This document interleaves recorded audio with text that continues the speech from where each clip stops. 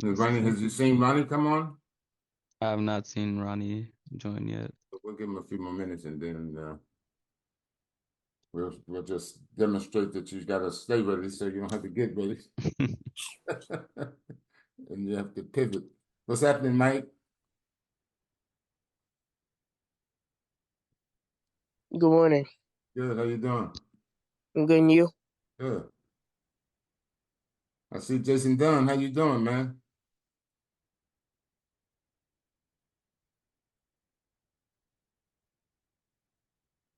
How's everybody? Do we have any grateful people today? Anybody got anything they're grateful for? We'll try to give Ronnie a little bit of time and then we're gonna get started. Any grateful? Anybody grateful for anything this morning?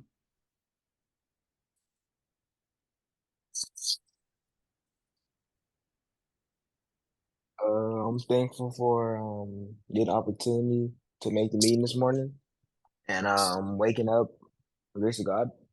Mm, that's good. That's something to be grateful for. Hey Dorian, how you doing? Dorian Franklin, welcome. I'm doing good, sir. How are you? Good, good.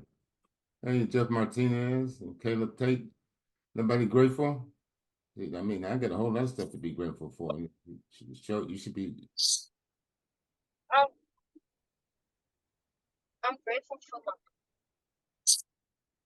Who was that? That sound like Noah. Was that Noah? No, that was Aiden Wilson. Uh, so Uh, Aiden is grateful for life and good health. Okay. Nobody's grateful for nothing else? I'm grateful to see another day. Oh, wow. Uh, you guys are bashful. I mean, tell your team what you're grateful for, man. It's because I'm I'm starting to question whether we're grateful.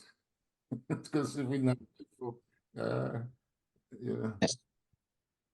Yeah. I'm grateful for having a roof over my head just because when I studied abroad and I realized it's really hard living on your own. So I'm especially grateful for that now that mom's taking care of me.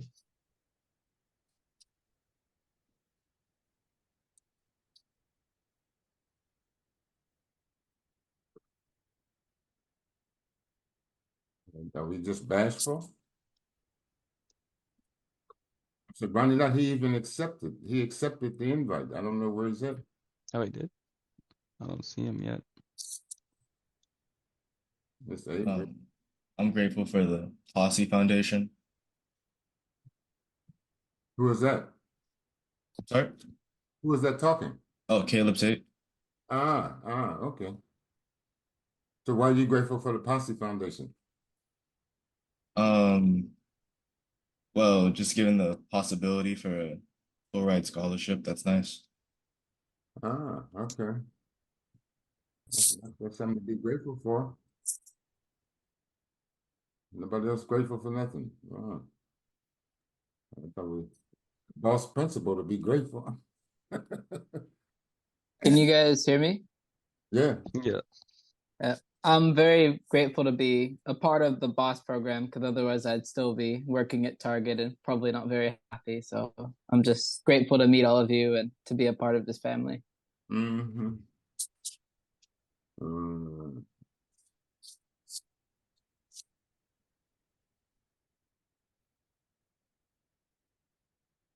so what are you grateful for, Evan? I'm grateful to see another day. I'm grateful to wake up this morning with great health. I mean, I know a lot of individuals now are experiencing a lot of health problems, a lot of health issues. So I'm just grateful to, just be blessed in all factors and not have any issues or complications with anything. Okay. What about you, Isaac? What you grateful for? I'm grateful for my mom doing her best on the bar, and hopefully she passes it next time she takes it with your guidance on it.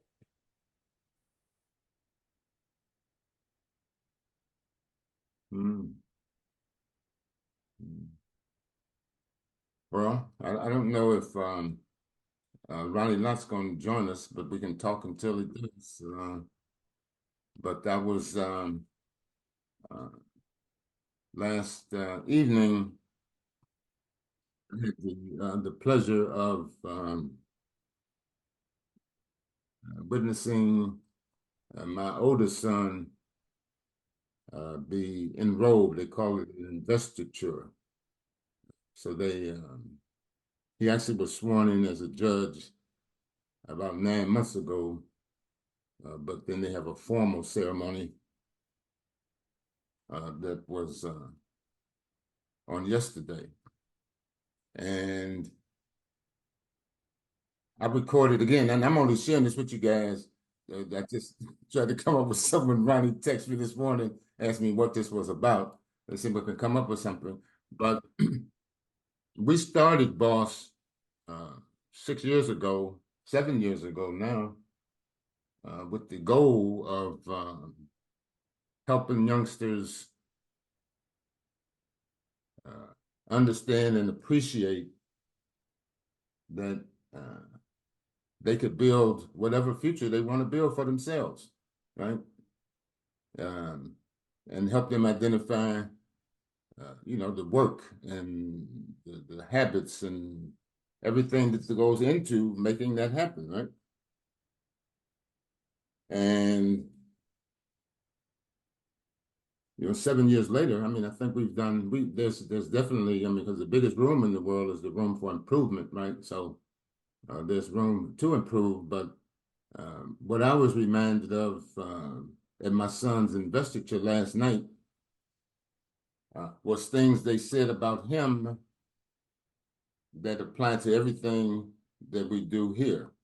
And so I'm just going to share a few of them with you. Again, this was totally unplanned and it's totally unprofessional, but we're going to do them one at a time. I just got a few clips that I captured from the event, right? And so let me see. You guys can see that?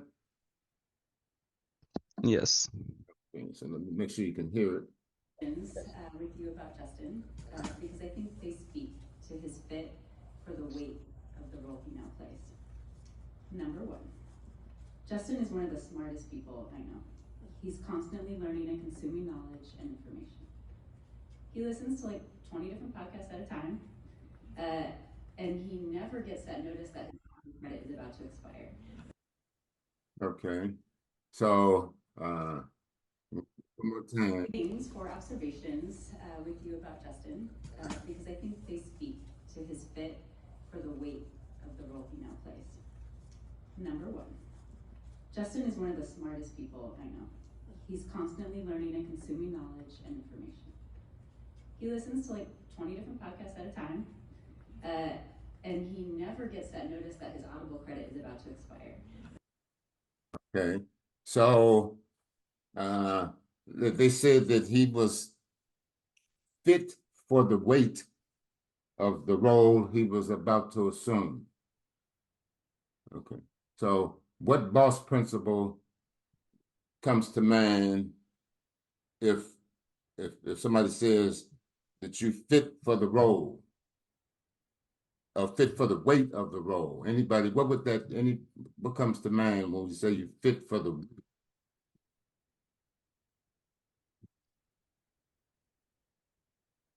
Anybody? Is it proper preparation? Proper preparation, absolutely. So, because you can't just roll out the bed and become a judge, right? You have to prepare for that. And not just preparing for the formalities of, sitting on the bench and ruling on objections and all that kind of stuff, but just the weight of, I mean, they shared a story about there was a kid, I think it was a black kid, and he was a first-time offender, and but this was at a time when they had mandatory minimums, and so this guy was looking at 10 years in prison for just doing a teenage kind of deal, right? And Justin Justin was a public defender at the time, and he was representing this kid, but then he had to have knee surgery, they shared, and so he wasn't going to be able to do the trial, and so he passed it off to one of his fellow public defenders who won the case. But my son, this kid, so they beat the charge, and the kid has since moved to Texas.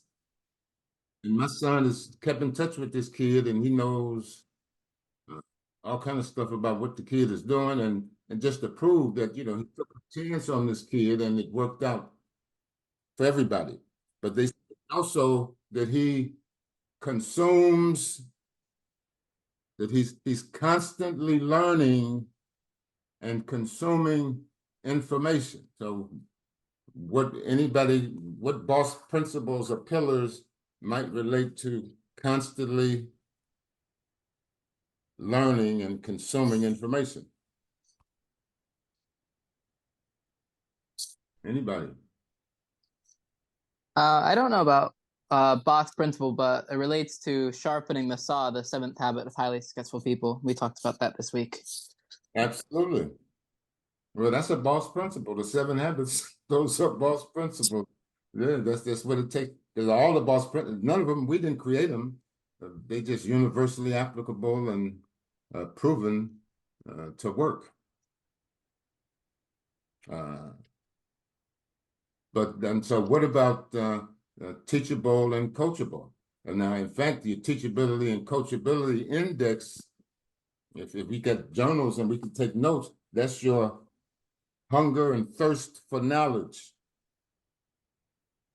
multiplied by your willingness to change.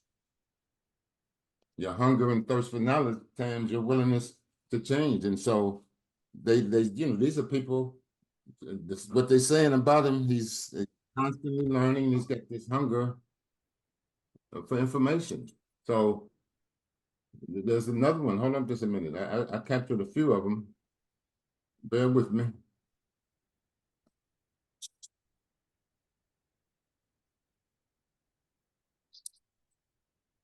Analyze what he takes in and to synthesize.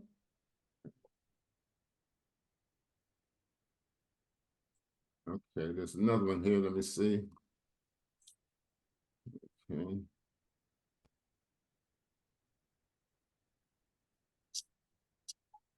Analyze what he takes in and to synthesize meaning from that knowledge. This feels to me a piece of what it means to be a good judge. To take in, to seek to understand, and to take what you know or the law and apply it to the facts. Number 2. Okay, so they Analyze what he takes in and to synthesize and make meaning from that knowledge. This feels to me a piece of what it means to be a good judge. To take in, to seek to understand, and to take what you know or the law and apply it to the facts. Number 2. okay. So they said he takes in information, he seeks to understand and apply that to the facts. So we talked about something like that pretty recently. Anybody? Yeah, learning for understanding. Who said that? Caleb? Caleb Tate? Yes. Listening to understand. Not learning to understand, but listening to understand. That's what you mean? Yes. Yeah. And so, and there's a habit. What's that habit? Anybody?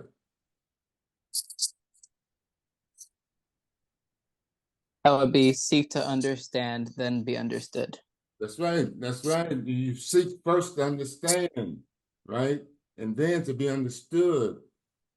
You're gonna find out as you grow older, that most people listen to respond. Right? They listen to what you say, then they can respond to it. But they're not trying to necessarily understand your point of view or where you come from.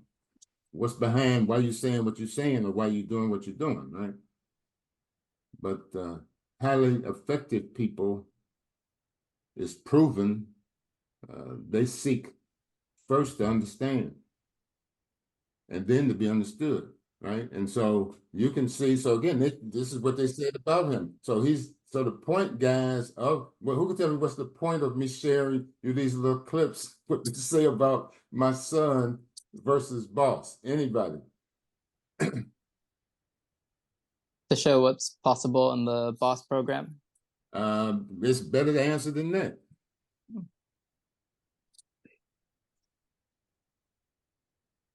Anybody? Come on, guys. Why am I, I'm just sharing with you what they're saying about him to prove what? To show that what you're teaching us relates to like the real world. Who is that talking? Darius Williams. That's okay. Let's drill down. Not to prove. What did you say now? To prove what? To like it relates to the real world and to like anything that we do in life. It relates to the real world for sure, but it's even more powerful than that because he went from nothing to be appointed by the governor to be a judge. So, and they talking about these things that he's developed, right? So, what does that prove? I just gave you the tip. What does it prove? That anything's That is possible. true. Your life. It definitely proves anything possible, Aiden. Would anybody else have anything to say? It can genuinely improve your life. What is it? What can improve your life? What program are you guys in? The boss program. Ah, okay. So if they're talking about these boss principles, The and principles that we learned in boss. No. it proves they work. They prove they work. That's what it seems to. That's what it would say to me. That they work. But they only work if you internalize them. They don't work if you just listen to them, but you don't do anything about what you learn. Then they don't work. But if you and how you know you have internalized them is other people see them in you. And he didn't tell these people none of this stuff. They just observed his behavior, right? And came out with that he is constantly learning and consuming information, and that he takes in information and he seeks to understand. Let's see what else they said about him. Hold on just, guys. Hold on just a minute. I've got a few of these.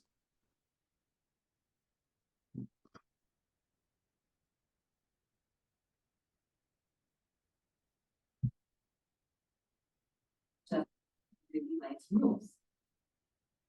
Justin.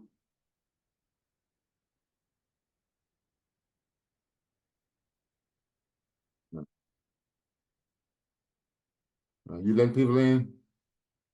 Yeah, I'm letting people in. Okay. Also really likes rules.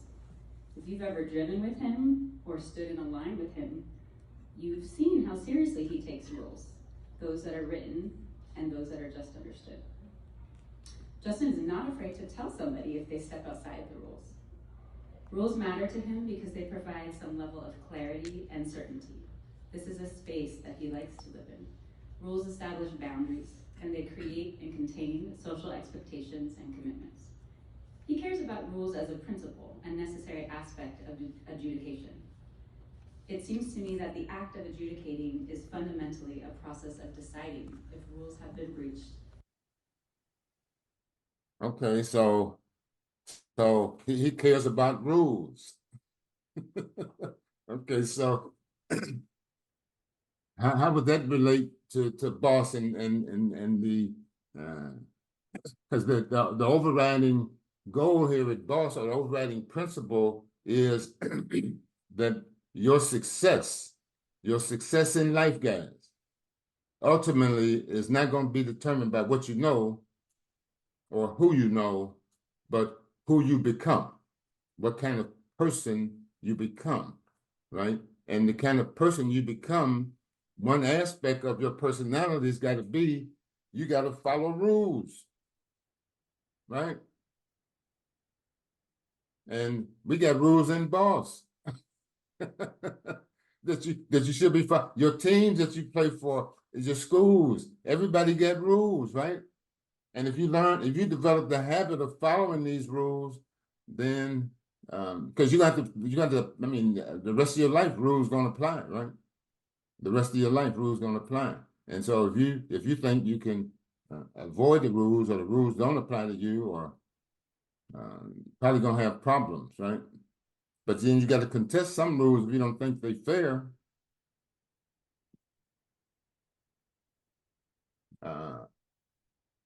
Come on, guys. Somebody, let's talk up. I mean, we making the best out of a bad situation. I mean, Ronnie's not here, but we can still have a conversation and use it as a refresher on because now you're seeing in real life, because the same thing that these comments they're saying about my son, people will say them about you. I mean, the people that you know, if you ask them, okay, well, tell me about Jeff, or tell me about Caleb, or tell me about Emmanuel, tell me about Evan or Isaac or Michael.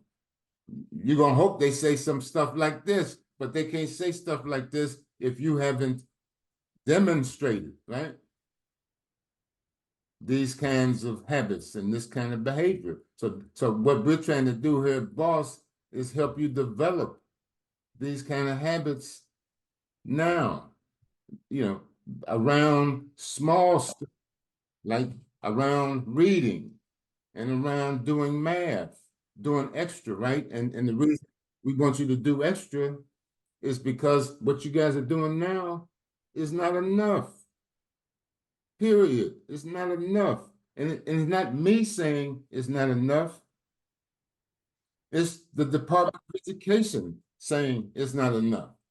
I mean, the Department of Education is telling us, guys, that number one, there is no relationship between your grades and your mastery of the material. There's no relationship. So, in other words, 85% of 11th graders got an A or a B in math, but on the standardized test, only 13% of them tested proficient.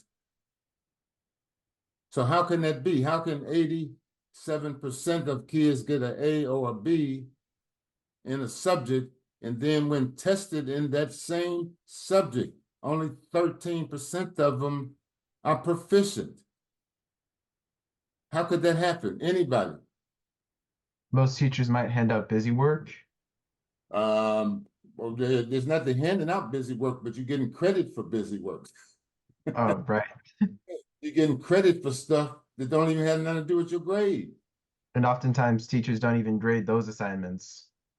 Like they don't actually correct those assignments. So usually they just hand out a grade or hand out credit. Well, they're giving you, I mean, what they told me, because I asked them, explain to me, how could 87% of kids be getting an A or B and only 13% of them test proficient? And this is what the curriculum director told me. The curriculum director said that the rigor, who can tell me what rigor? Anybody? What's rigor mean? He said the rigor of what they're teaching them is not equal to the rigor of the test that they know that they have to take. Like difficulty. Dorian, is that Dorian Franklin? Yes. Absolutely 100% correct. The difficulty, the level of difficulty that they're teaching you guys is not equal to, it's less than.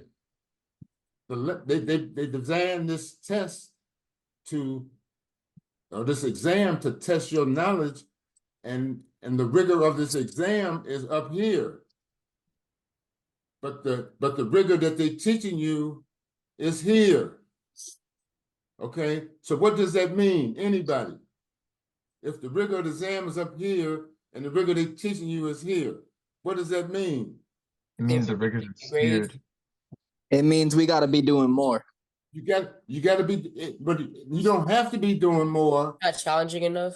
There's ain't challenging for sure, but I'm saying, what does it mean if the rigor, the test that you have to take to demonstrate that you know something, that rigor is up here.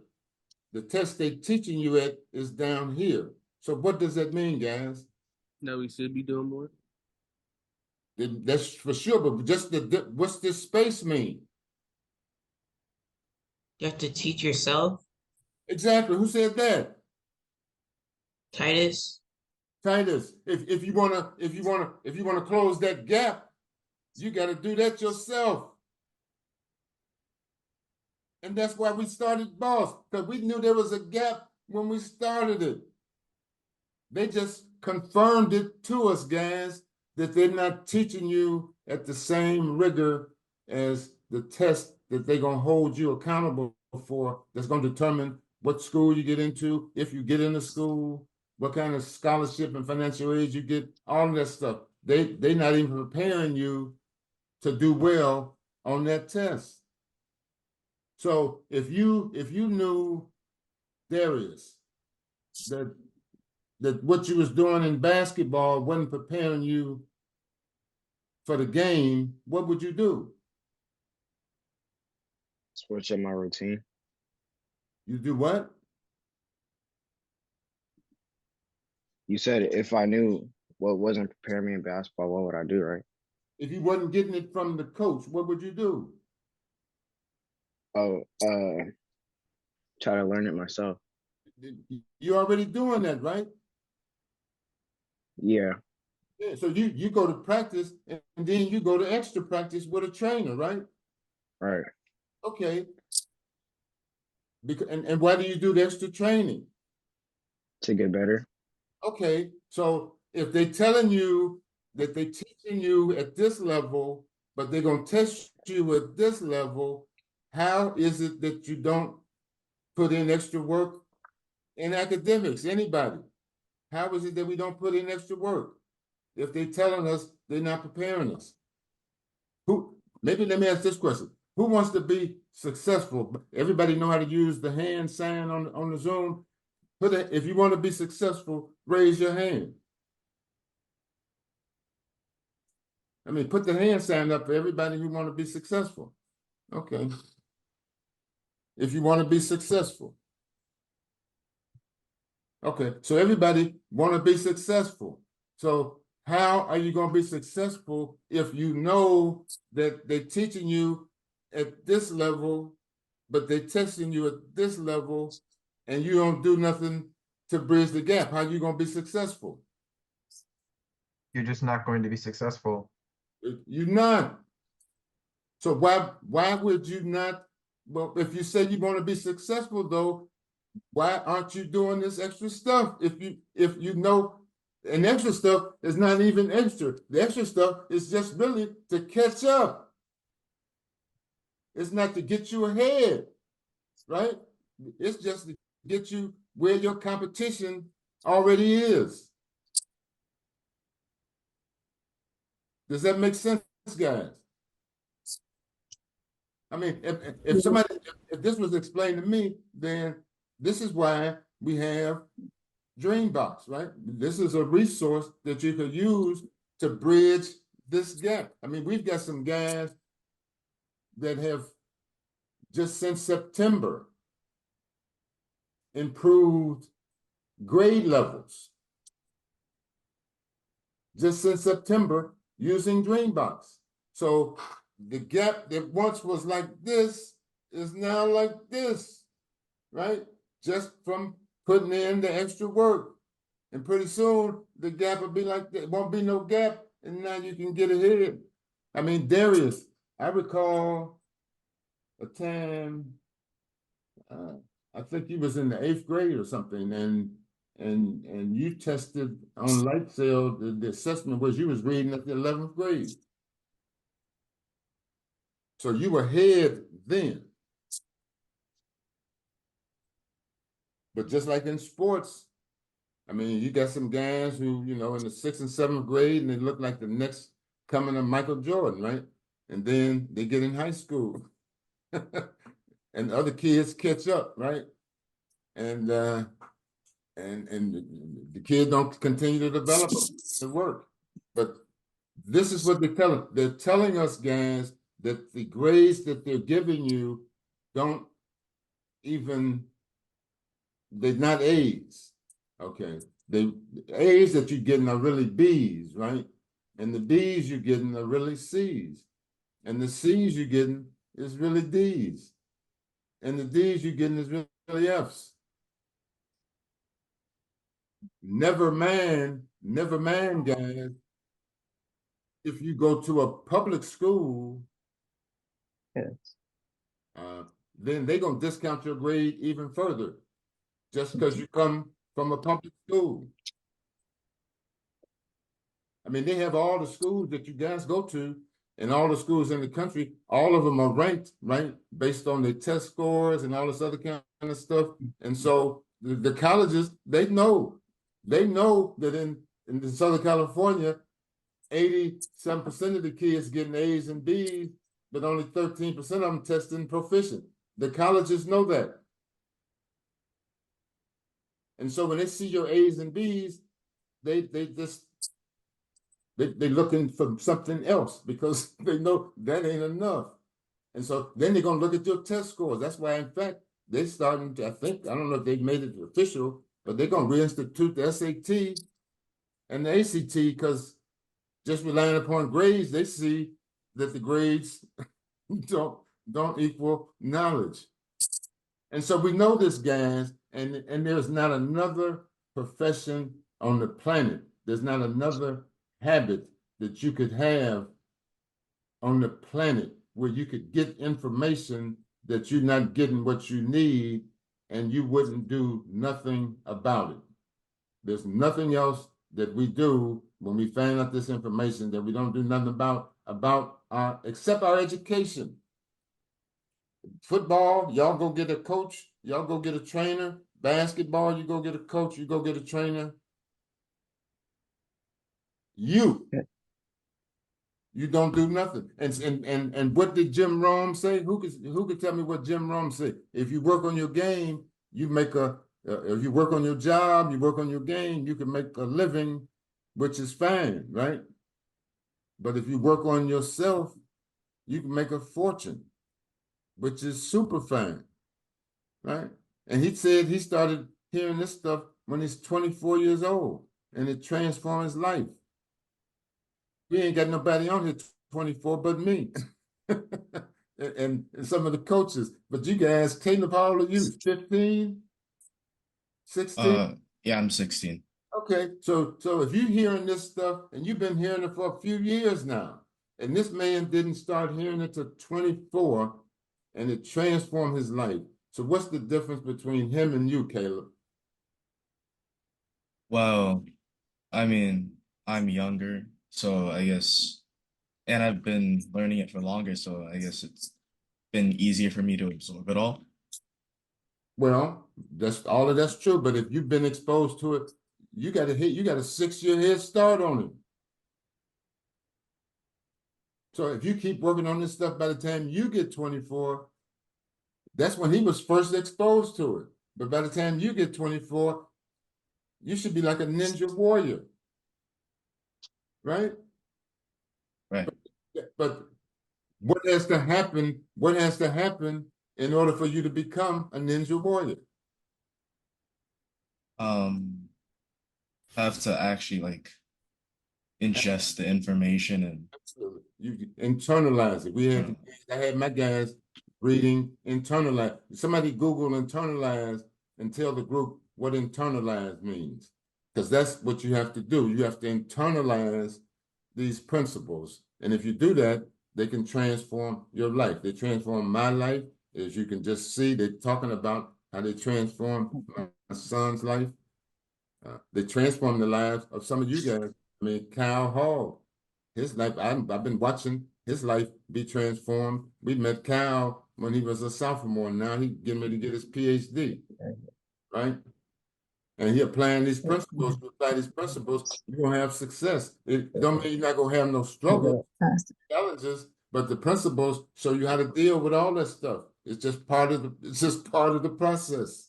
I gotta correct you, Mr. Glenn. The things that you have taught me not only allowed me to have greater success in undergrad, but also have allowed me to be able to pursue a master's in business administration and a doctorate in physical therapy. A large part to what you're large part due in large part to the things that you're preaching about right now? I mean, it works. It's just like, I mean, you know, I don't know if you guys all know, many of you know that let me see. Oh, this is Ronnie Lott right here. Ronnie Lott. How are you? Good. Did you get the Zoom link? We talking. You can join us if you can.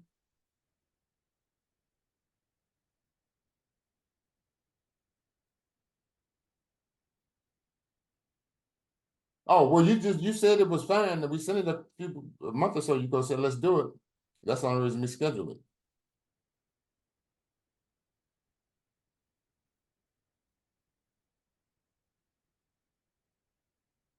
It's not commercialized. It's just to a group of kids.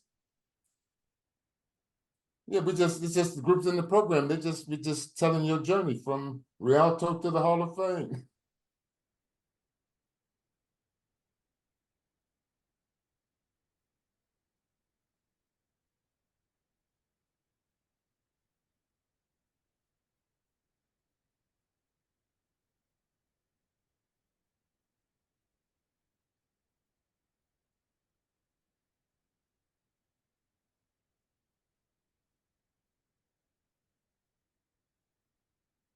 No. This you just sharing this with a group of kids. Then you going no place other than to this group of kids if you want to jump on.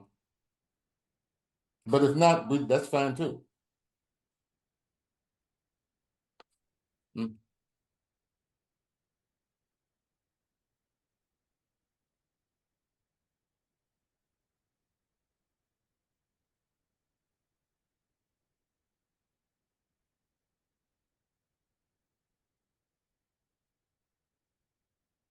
Well, that's not the case here again. It's just about 40 kids, middle schoolers and high schoolers, who are just looking to get better. So if you want to jump on, you can jump on. If not, we're gonna continue. Either way. Okay. All right. Sounds good.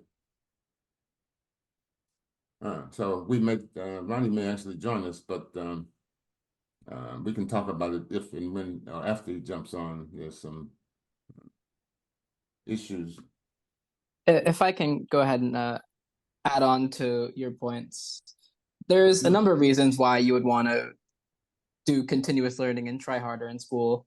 Number one, a lot of the students in here, they want to be athletes, and we've talked about before that only 2% of all college athletes get scholarships. If that's not an incentive to work harder in school, I don't know what is. Secondly, you obviously want to get good grades and put the extra mile to learn the skills. I actually did some research on this that only 25% of college graduates actually have the skills that they need to get the jobs that they want. And if you want a third incentive, you're actually developing not just, let's say engineering skills or math skills, but the soft skills like teamwork and critical thinking. And I also found a stat that 85% of your success in any job, sports, engineering, anything, is determined by your soft skills, and only 15% is technical ability. And most people don't even have the soft skills, let alone the technical ability. So the more you put into your school and, your holistic learning, maybe learning a language, reading a book, whatever it is, you're developing your mind, your intelligence, your skills across the board, and you're going to succeed in no matter what you want to do. You're talking about investing really in yourself. And exactly. That's all of this is. In fact, I was talking to my guys this past week about, in investments, in the whole investment arena, guys, they have this concept. There's some rules or some things, or truisms, I guess you could say, in investment, right? And then one of them is the greater the risk that you take in investing, the higher the greater the reward, right? That's just a rule of thumb in investing. And so like your bank account is an investment, right? And there's no risk really in a bank account, because all bank accounts are insured by the federal government up to $250,000. And so if you, so long as nobody on here got more than $250,000 in the bank in a single account, if the bank goes under, the government will give you your money back. So that's why a bank account don't pay you much interest, because there's no risk involved, right? But the stock market, for example, you get a greater return if you invest in stocks than you do a bank account, because there's greater risk, right? So there's that rule of thumb. Well, here's Ronnie Lott. Oh, he's joining us. So where is Ronnie Lott? Let me see if we can. Hey, Emmanuel, can you feature him? Yes, let me.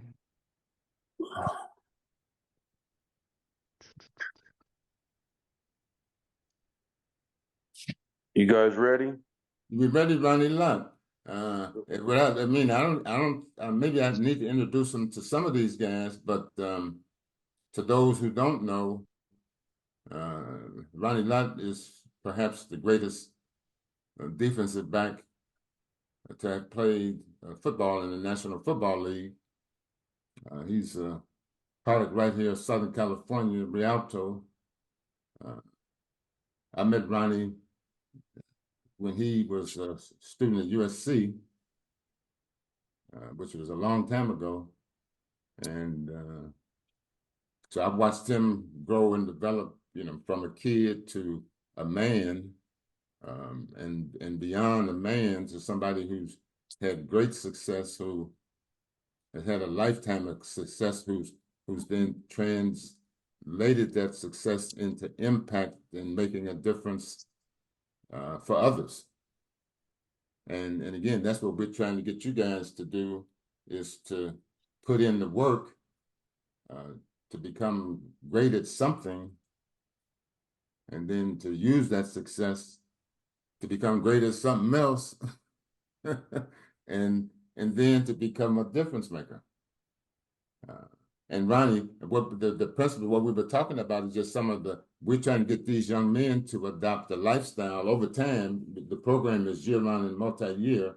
So you got some 6th graders, 7th graders, 8th graders, 9th graders, 10th graders, 11th graders, some seniors, some college kids who've been around for multiple years. And over time, we want them to adopt a lifestyle that includes no excuses.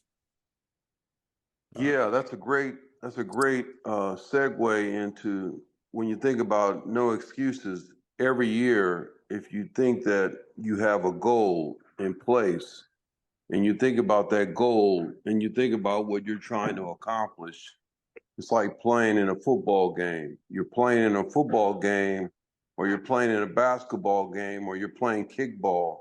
There are certain rules that you have to, live with, and you have to be able to not only play within those rules, you have to be able to be successful within those rules. And sometimes you might not be able to kick the ball as hard or as far as you want to. You might not be able to make the basket. You might not be able to, but you're not going to stop. You're not going to stop. You're not going to stop trying. You're not going to quit. And what I've learned and what I've always preached is, every day you wake up to make plays in life. You make plays in life to try to find ways to help the people that are around you. And so when I think about making a play today, my wife said, "Hey, look, we got to go make a play. Here are certain things that we have to accomplish today. Here are certain things that we have to do today." And you try to put that plan in place every day of saying, "I'm going to win. I'm going to win today." And obviously, there are days that we don't win. There are things that we can't overcome. There are things that God puts in front of us that makes it even more challenging. And yet, you have to keep that idea of in your mind saying, "You know what? Today I lost. God has put me in a position where I lost, but I'm going to wake up the next day giving it my best again. And here's how I'm going to do it. And here's why I'm going to do it. And here's my purpose. Here's the reasons I feel that I need to do this." And so I've tried to do that because my dad, who was in the military, my dad told me, he goes, hey, every day I have to put on that uniform. Every day I have to put on that uniform and I have to show up. I have to put on that uniform and I have to do it in a way where I represent this country. I represent all the things that this country has given a lot of people freedom, a lot of people things that they don't even know that they have. And so when he would put on his uniform, he wanted to make sure that he could go out and do anything he possibly can do to help other people. And that's how he lived his life. And he realized that in the service, that's what it's about. It's serving others. It's finding a way to make sure that what he did and what he did with his buddies, that they were going to serve and they were going to do whatever they can to protect this country, to protect the rights of people. And so in the service, that's what I learned. And so that's what I was going to do. I was not going to play professional football. I was going to go into the military because I wanted to make sure that I could help people. And it sounds like when I think of all of the people that are listening and all the friends that you guys have, there's going to be a day that you're going to wake up and you're going to say, man, I gotta find a way to help my friend. I gotta find a way to help that teacher. I'm gonna find a way to help this person. I'm gonna find a way to help Everett. My point is there are so many people around you that you constantly are trying to find ways to help them. That's why when Everett said he met me many years ago, can you imagine? I'm 65, and when I met him, I think I was like 20. And so he, over the years, never we haven't even talked in the last 10 years. But he said, "Hey, can you help me? Can you show up?" And so I'm showing up. I'm showing up for a short time, but I'm showing up because that's what my dad told me. That's what my dad said. That's what you have to do. That's what you're accountable to do. And a lot of people that are in the military, that when you learn that, that's what you try to do in life. And so those are the things that I think all of us are going to be contemplating every day. How do I find a way to hurt, to serve, to help, to make the world better? And that's hard, but I got a lot of friends. They do it every day. They don't complain. They have a great time. They love everybody. They get along with everybody. They they laugh all the time. They enjoy it. It's one of the best things that they've ever decided to do in their life because it is something of helping others see the best in themselves. It's a really magical thing for a lot of people. And hopefully, you guys can learn how to do that. But that's kind of why when Everett said, hey, can you show up for a little bit to talk to these guys? Yes, I'm showing up because my dad would show up. And my dad still shows up because my dad is telling me. And he said this morning, he goes, hey, I told him, he goes, you gotta hop on. You gotta do that just for I know you don't have but you got to do that. And that's my dad because my dad believes in helping others. He believes in service. He believes in those type of characteristics. And so I learned that from my dad. Yeah, well, showing up is that's that Ronnie, that's all the battle. Is showing up. Well, the battle of showing up and being on time is really difficult. And the reason it's really difficult because there's always that moment where somebody tells you that, oh, you got to go here. You got to be at the doctor. You got to be here to take care of this test. You got to be here to do this. And so before you know it, you can get distracted. Yeah. You can get distracted. And what's hard about being distracted is like you have a lot of things that people are putting on your table or putting in front of you to say, here are a list of things that you have to do. The question is, how do you prioritize those things that are most important to you? And for me, there was a moment in my life where I prioritized basketball as something that was just more important than anything. And so I loved basketball. And I had this friend of mine, his name was Bill Duffy. And Bill Duffy and I would go out and play every weekend. We would play all the time. And we prioritized basketball because we loved playing basketball. So we prioritized that. And then we went to college, and then we prioritized us getting our degrees. And we said, we got to do that. He went to Minnesota, and then he went to Santa Clara, and he prioritized getting that done. And then after that, he became an agent. And I remember sitting there going, hey man, hey, I'll help you. And he was like, okay, help me. And so he ended up getting a client. And so all of a sudden, he went from prioritizing basketball to prioritizing other things that were important to him in his life. And we're still friends. We're still friends because we prioritize those relationships because he is a person who just finds a way to make sure that I'm, you know, in his back pocket. I mean, literally, I'm in his back pocket and he's in my back pocket. Do we get any questions for Mr. Lott? Anybody? Evan Williams. Good morning, Mr. Lott. How you doing today? Fine, how are you? Good, thank you for asking. I written this question down as soon as you came on the Zoom because I was really excited to hopefully get to ask you this because you had a wonderful career, a wonderful life, and everything. But I just want to ask you, growing up, what was your goal, and what was the most challenging part about obtaining that goal, or about what was your most challenging?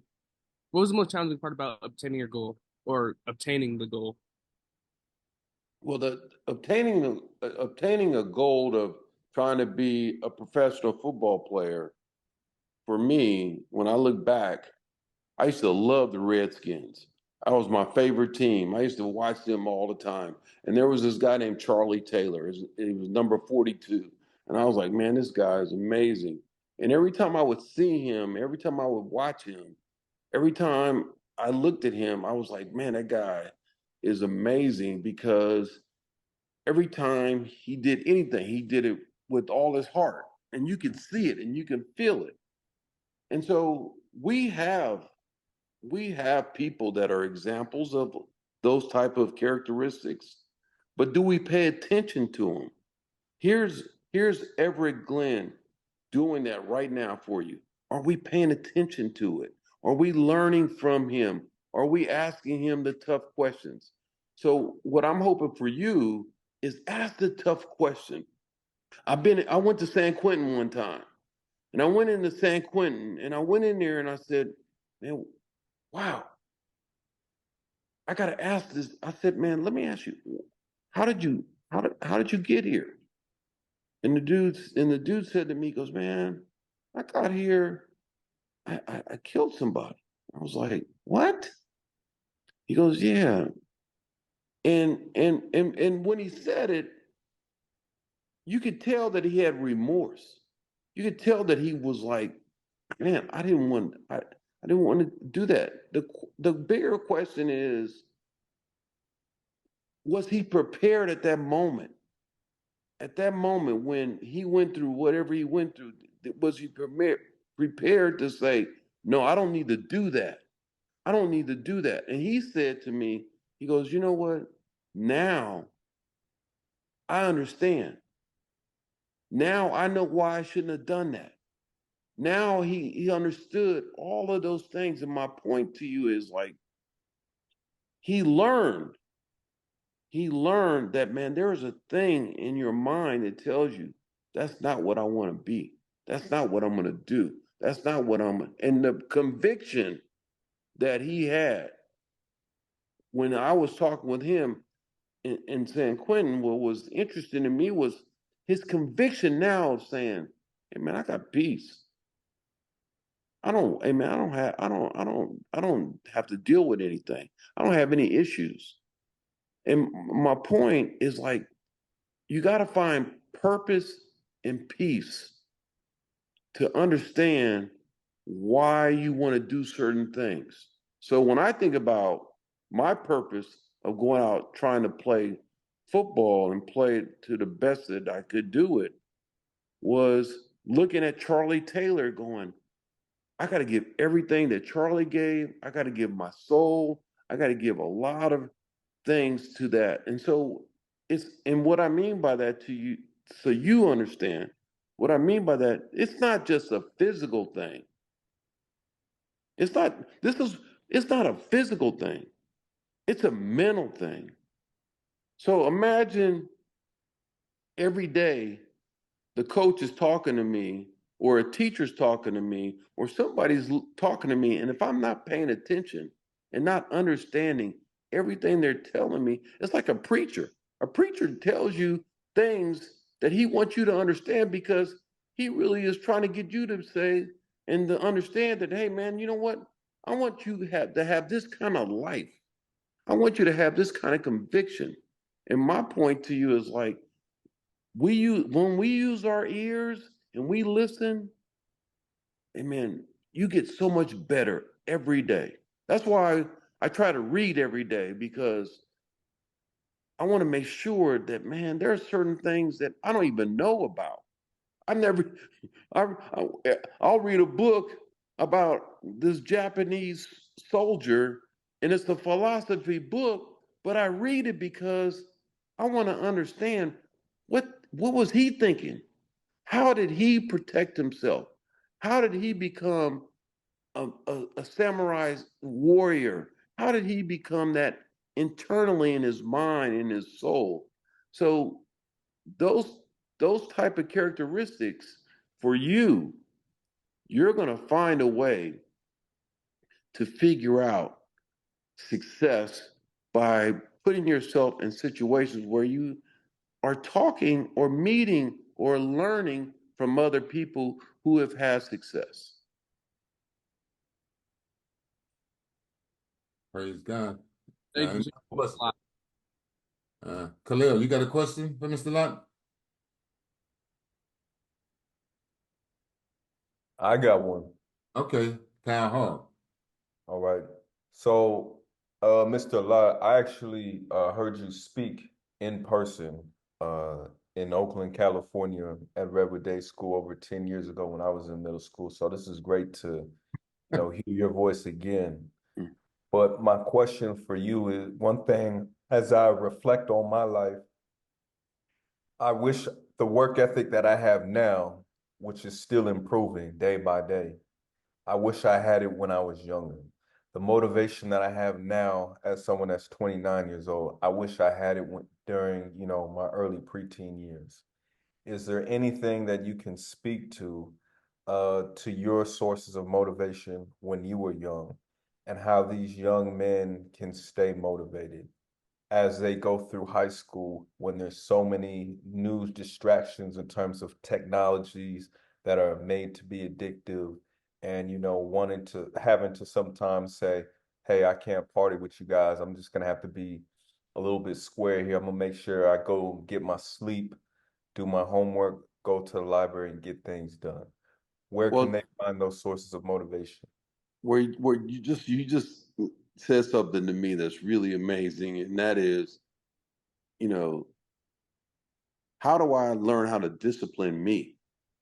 Mm-hmm. A young me. Mm-hmm. A young person has a lot of different choices, a lot of different things going on, every day. Every young person wakes up with an idea and a thought of what am I going to be? What am I going to do today? The question is, and to me, the question is, I just shared earlier that my dad was like, no, we don't. This is in our house. Here's what you have to do. You have to make the bed. You gotta not only make the bed, but here's what you have to do before you get out the house. Here's what we're gonna be. Here's what we're gonna be like.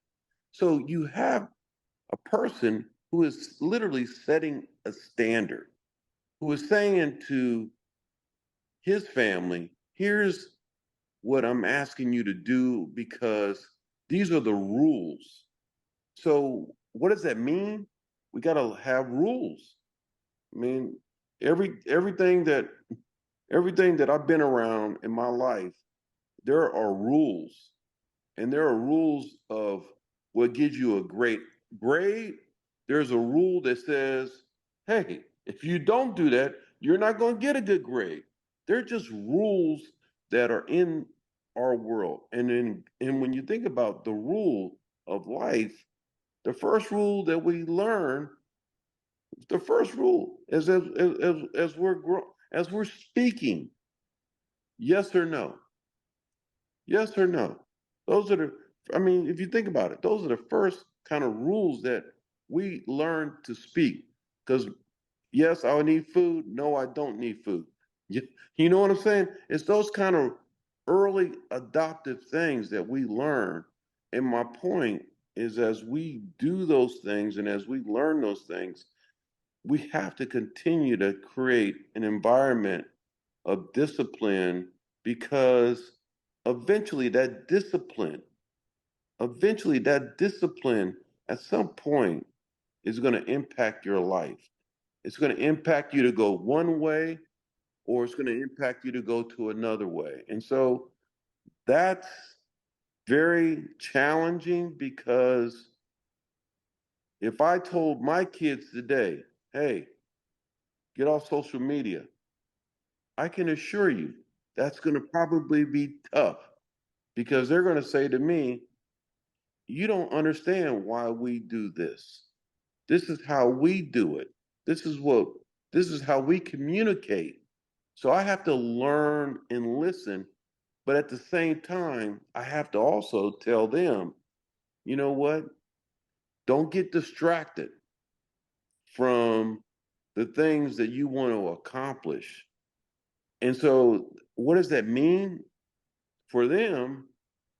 That might mean nothing.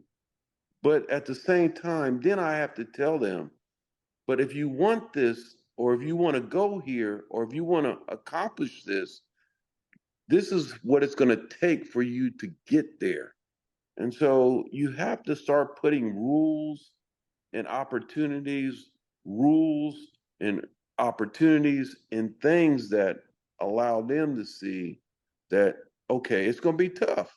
If you want a job, which, when I was a kid, I wanted to be like my buddies. I wanted to have a paper route. I wanted to throw papers. I wanted to make some money. So I started throwing papers and started, doing those type of things. I cut grass. Those words, that was one of the things that we had to do on the weekends, cut grass and make a couple bucks cutting grass. My point is, there were rules in cutting the grass. There weren't. You just couldn't go cut the grass because the neighbor would sit there and say, "Man, what are you doing?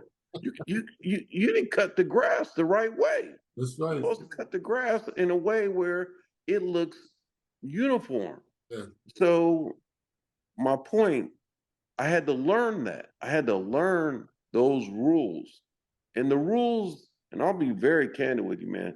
There's some rules that I didn't understand. And I remember sitting there paying a hefty price for that. And that price that I would pay was my mom and dad would say, hey, you're grounded. You're grounded. You're grounded and you're not playing today. You're not going to be in that game. You can't you so what was that punishment? What did that feel like? That punishment for me was tough because I love sports. And so I had to I had to learn that if I wanted to play, I had to do certain things. I had to, you know, I had to live up to those certain things that my mom and dad asked me to live up to. Uh, Zaid, do you have a question? I see your hand is up. Or Caleb, do you have a question? Your hand is up. Oh, oh, sorry. I left my hand up for a while. I completely forgot about that. Well, I mean, he's been Ronnie. Before you get on here, we were just my son was probe last night as a judge, and they were making comments about who he is. And one of the last clips I showed him, I showed the boys, was somebody commenting on my son and how he follows rules. He likes rules. Okay. And you just come on here and you're talking about rules, right? And we're trying to get these kids to understand this. There's only one way, guys. All this stuff is related. Oh, it's always related because the rules of anything we do, because every year that I've been in business, I have rules. I work for Toyota. I have rules. I work for the 49ers. I had rules. I worked for USC or trying to get my degree. I had rules. I had to, certain objectives that I had to do to get that degree.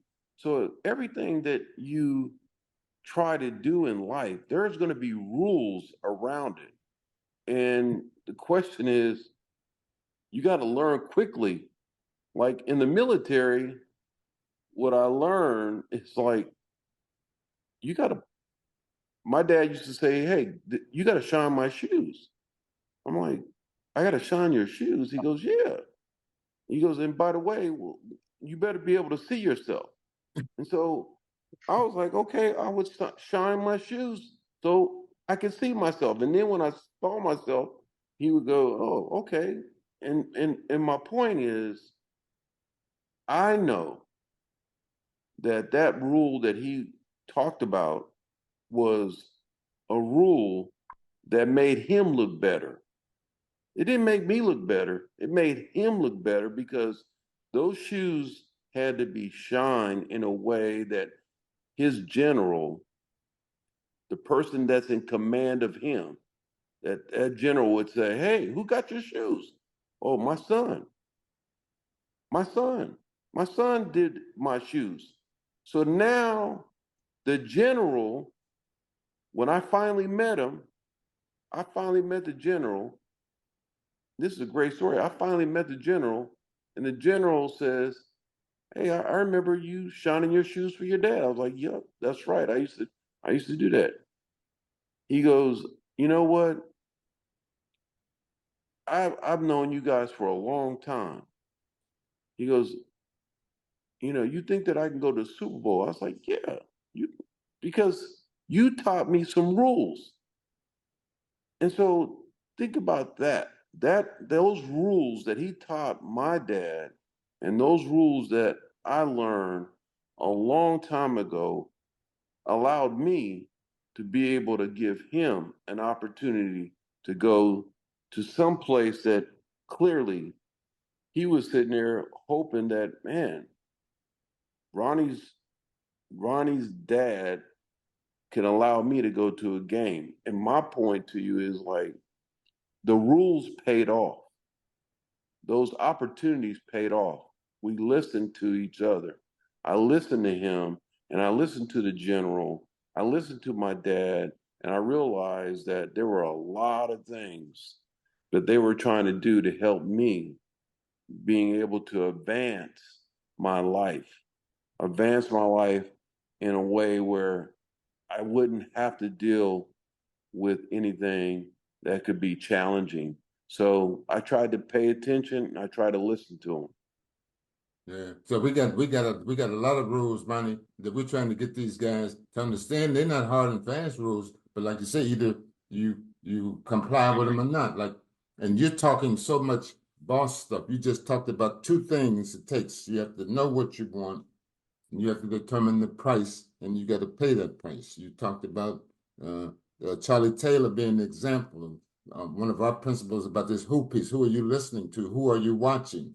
And what evidence do you have that they know? And you could see from Charlie, he put his whole heart and soul into this, right? It's Guys, it don't, I mean, we're talking about a guy who was a professional football player and a Hall of Famer turned Hall of Fame businessman, but they apply the same principles. It don't make no difference what you're trying to get done.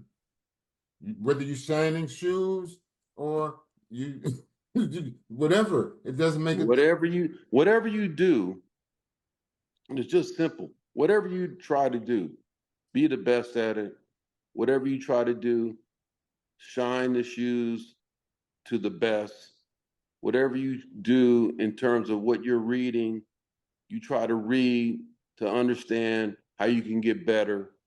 All of these things apply or are applicable to making you understand that there's going to be, today, I woke up this morning and literally there's a book, The John Wooden Way.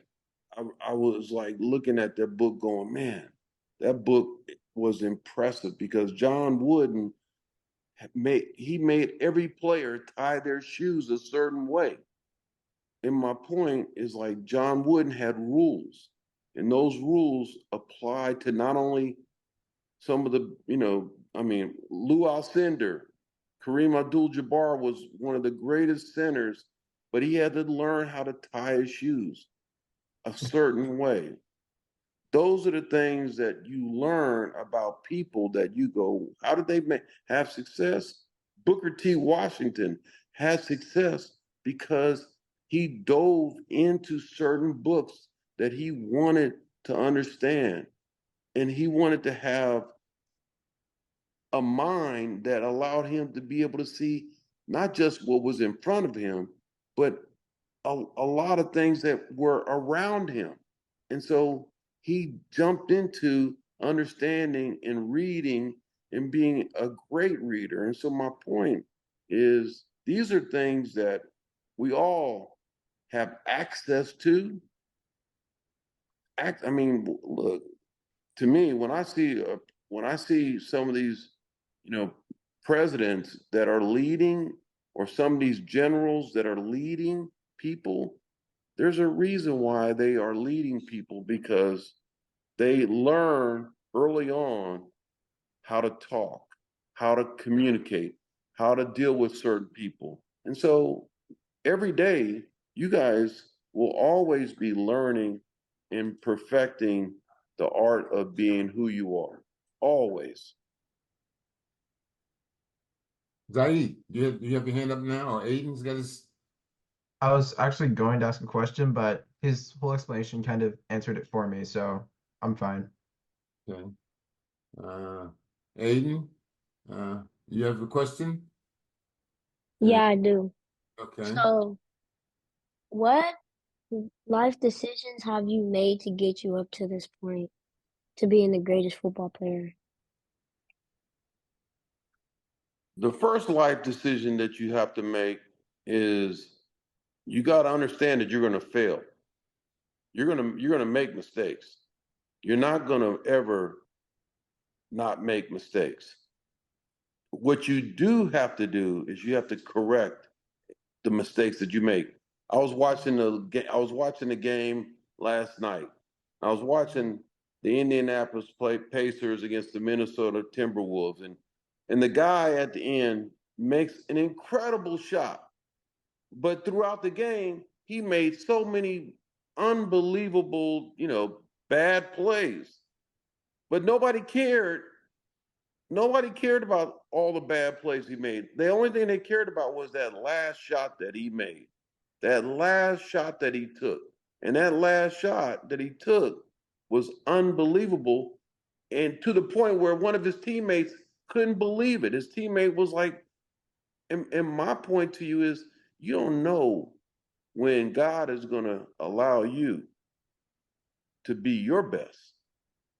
And so that kid, when he shot that ball, that kid knew. And when he saw the ball go in, he was like, oh my, oh, all right. I won the game. I won the game for our team. My point to you is we never know when that shot's going to happen. We never know when that's going to be an opportunity for us to be able to make our best shot ever. And that last night for that particular kid for Indiana, that was unbelievable. And I was sitting there going, how did he make that? How did he make that shot?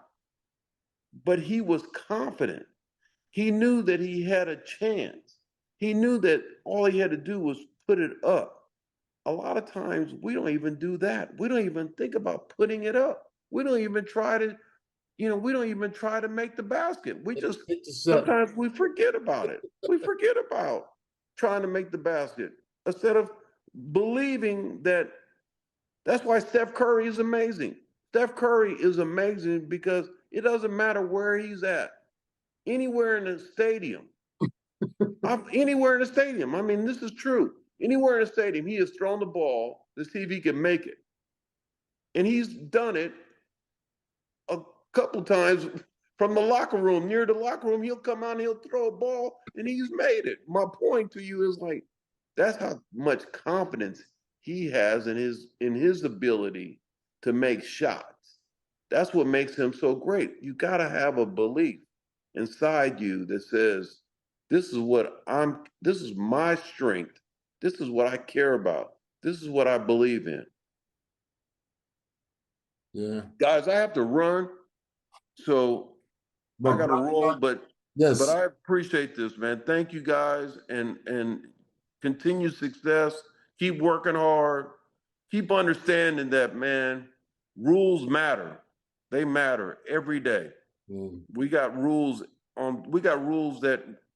that will help us be the best that we can. Yeah, that's right. I appreciate you, Ronnie. All right, man. Take care, Everett. Thank you. Bye-bye. Bye-bye. Yeah. So again, guys, you just heard it from the greatest cornerback in NFL history. I mean, he's talking. He don't even know nothing about Boss. And like he said, we ain't even talking 10 years. I mean, I've been knowing the guy since he was at USC, and we talked. I mean, last time I actually saw him, we was in Philadelphia, and he was playing, and a bunch of kids down in the lobby. They come down by the hotel where the players stay, and they want autographs and everything, and the players upstairs in their room, and I saw a group of kids. He was almost crying. They wanted Ronnie Lott's autograph so bad. So I called him and showed, like he said, he showed up. He came down in the lobby and he stayed there till all these kids had autographs. But I mean, they knew they were down there, but nobody asked him to show up. I asked him to show up. He showed up. He just talked about failure. You got to get comfortable. I mean, failure is being a prerequisite to success. He's talking all this stuff, guys. This is a football player who's in the Hall of Fame. It applies to lawyers, doctors, Indian chiefs. It don't make no difference what you're trying to get. You have to show up. You got to get comfortable being uncomfortable, right? You got to do stuff you don't want to do.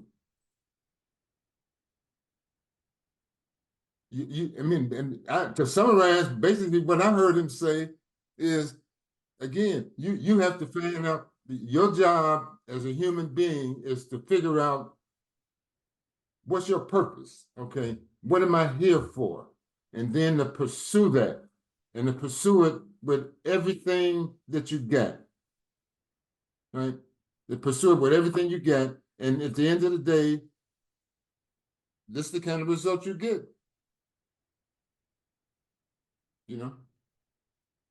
I mean, he's talking about all kinds of boss principles, and we didn't even who you gonna listen to? He followed the best guy in the business. You guys don't know Charlie Taylor, but Charlie Taylor in the Hall of Fame too. And Charlie Taylor was a wide receiver, and so this is why so Ronnie Lott played a position opposite the wide receiver. So he's studying the guy who he got to guard. He want to guard. He's studying the greatest guy at that position so he can become the greatest guy on the other side of the field. Prioritizing, he talked about. Okay, first things first. We just talked about that a couple of weeks ago. That's one of the habits of highly effective people. Prioritizing, man. And the real thing, you talked about having a purpose and a reason.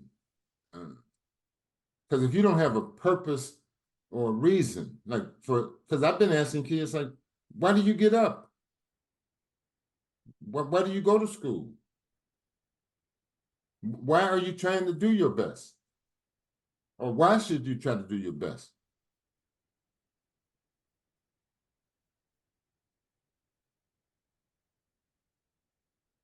Wow. So that turned out to be pretty good. So you saw a little bit from, again, my son who didn't, we didn't even have boss. He's 40 some years old now.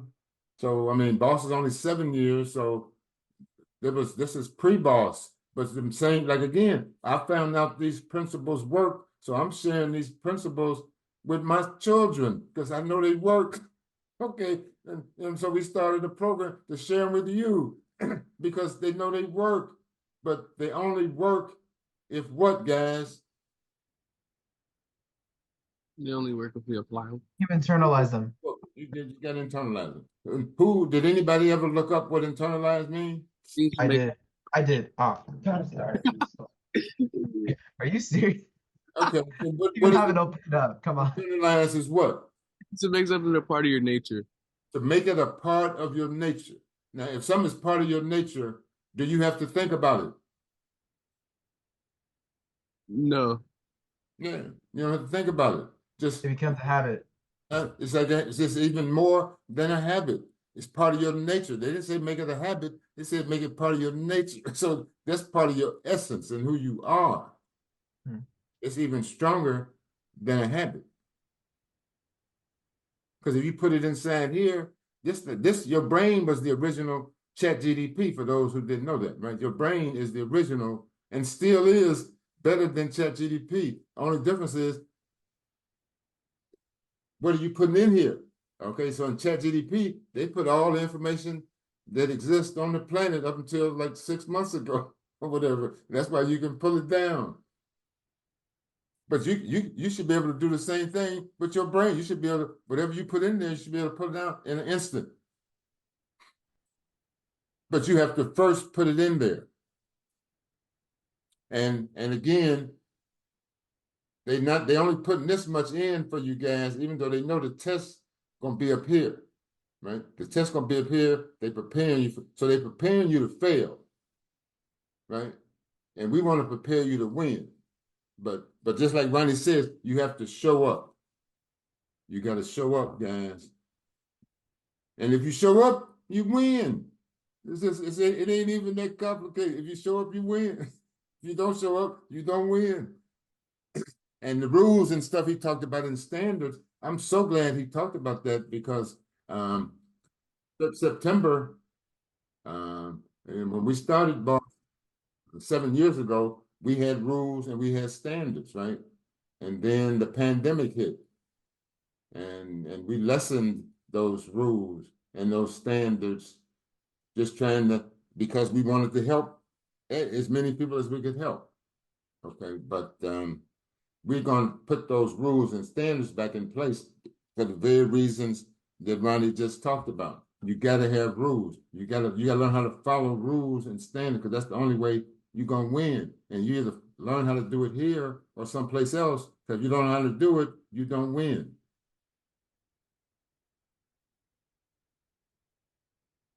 Yeah. So this was great. So we killed two birds with one stone. I'm glad to see everybody showed up. And Khalil, you got your hand raised? Was that for Ronnie or you want to make a comment? No, I did want to make a comment just to clarify the point of rules. So I don't think following rules is necessarily about the rules themselves, like, chewing gum in class. It's not going to help you be an NFL player, but it's more about the person you become. So this is another bond principle. If you can seek to understand why these rules exist and how you can get these rules to help you and how you can develop yourself by following this route and these rules. That's what's going to lead you to what job you want to get or to where you want to go in life. It's not about just the rules themselves. Absolutely, absolutely. Thanks for the clarification. It went without saying, and that's the same thing we even Dreambox, even like your usage of Dreambox, guys, as much as that's for improving your math competency and your vocabulary and your comprehension, is really for you to develop a habit of doing something. That if you develop that habit, then you could apply that habit to something else, and you're gonna have to do stuff the rest of your life. And so if you learn how to do stuff now that you don't want to do, then later on in life, when the people that are paying you ask you to do something you don't want to do, then you'll be able to keep your job. But if you don't learn how to do stuff you don't like to do, you'll never get a job, really. I mean, not other than picking up stuff and working minimum wage, but you're not even going to keep that kind of job if you don't follow rules.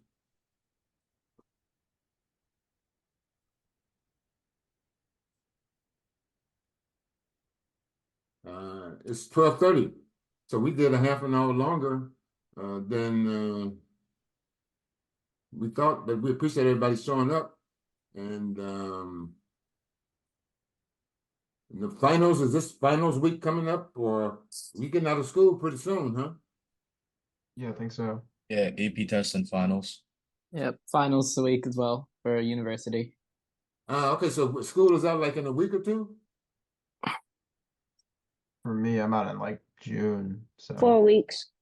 Okay, so about another month. Okay, yeah.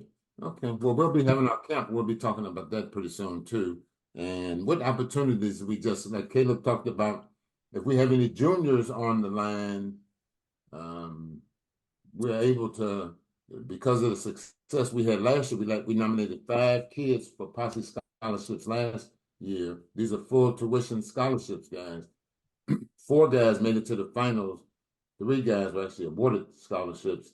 And so now, Boss won a few nonprofits that can nominate students. So they just gave us 5 nominations for STEM, 5 nominations for arts.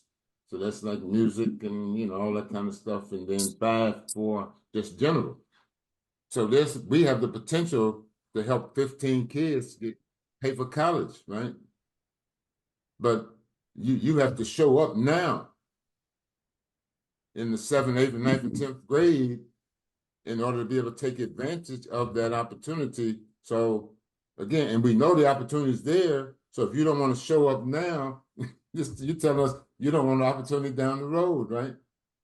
And we already know that there's this gap, right? And so what we got to do over the next 3, 4, 5 years with each of you is close the gap. We want to close the gap for you, but we need your help. You got to participate in that. We can't just wave a magic wand and make that go away. And if left unattended, what do you think the gap gonna do if you don't do nothing about the gap? Anybody? It's never gonna fail. It's only going to get bigger. It's gonna get bigger. Because next year you're gonna be taking algebra. You don't even know pre-algebra, and now you're taking algebra. So you're just gonna get further behind, right? So good, man, and good. I see Austin Ellis was on here. Shout out. That's good. That's a good start. Mr. Glenn, I just had one more thing to say. It was really a question for the boys. I can't really tell who's 100% engaged because the cameras are off. But as of right now, do any of the boys have any questions about what Mr. Glenn means by showing up, being engaged? That way they can be considered for these opportunities that Mr. Glenn is talking about. Does anyone have any questions about that? Well, I mean, just to answer your question, if you're not using Dreambox, you're not gonna get considered for nothing because we know you're not going to be ready to represent boss. And he talked about that too. Ronnie was representing his dad. I mean, he was representing for. He wasn't just doing it for himself. But because this stuff is going to be required to get better, guys, to close this gap. Again, we don't care what grades you're getting. Our question is, what knowledge are you gaining?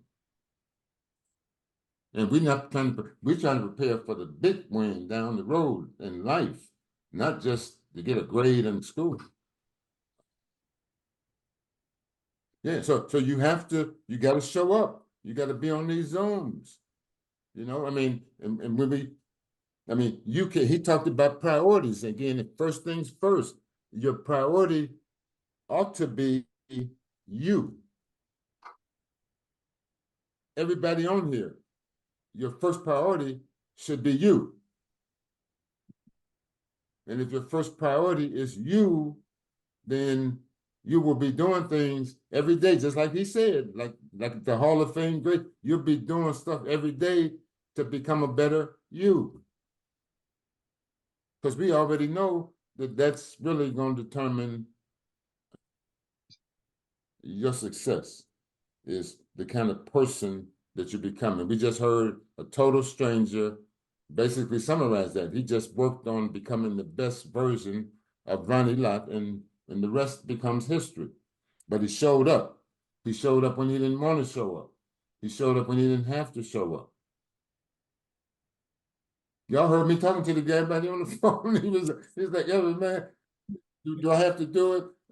I said, "Yeah, Ronnie. I mean, let me told the kids you were coming on." He's thinking he thought we was trying to publicize, and we're gonna sell it. We got people like a Facebook Live event or something like that, right? Where we was marketing. I said, "No, that's just our guys, right?"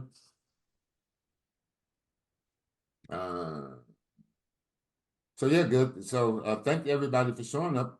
Jason Dunn, you still there? Or he just, like you said, the guys, we don't even know if they engaged. He's got the camera on. They probably in the bathroom and doing something. That's really not boss. I didn't say nothing only because Ronnie didn't turn his camera on. Otherwise, I would have said something.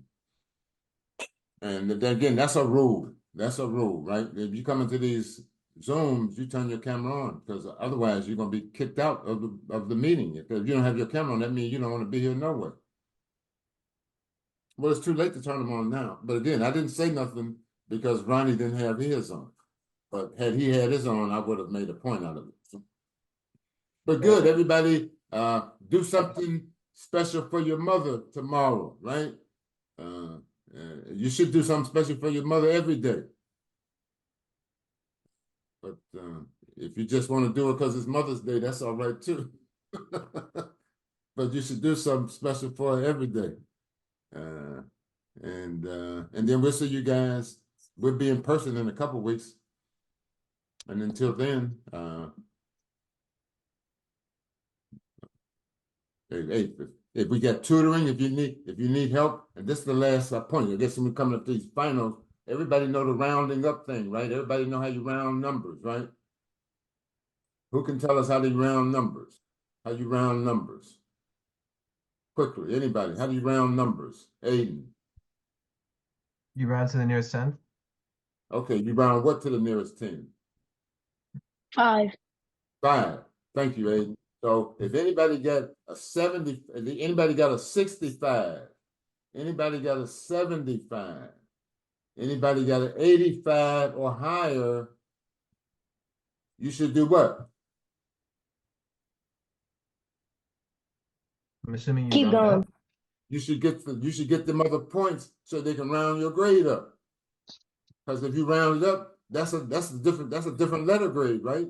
If you got a 65 and you round it up and you do whatever it takes to get a 70, now you got a C. If you got 75 and you do what it get up to 80, you got a B. If you got 85 and you get them extra points to get that 90, you got an A.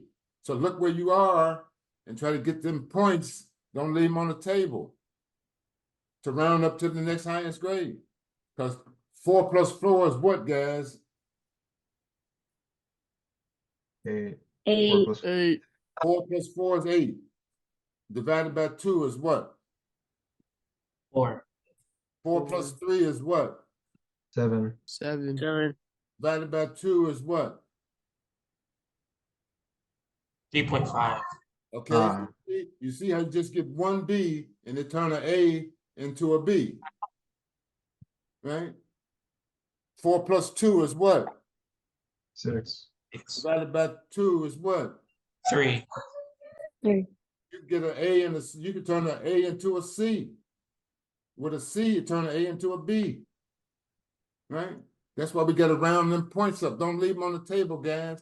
Ask for extra help. Do whatever you got to do to get them points to round up to the next grade. Because if you don't, you see the impact, right?